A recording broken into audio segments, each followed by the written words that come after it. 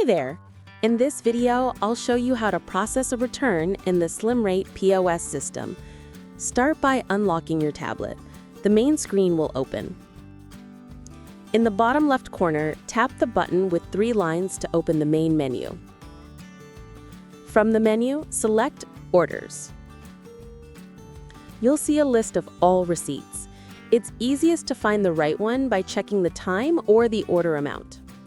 Find the receipt you want to return and open it. Here you can see all the details of the purchase.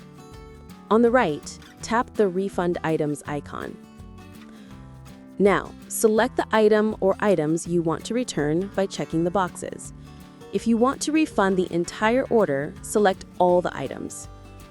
At the bottom, tap the refund icon. That's it.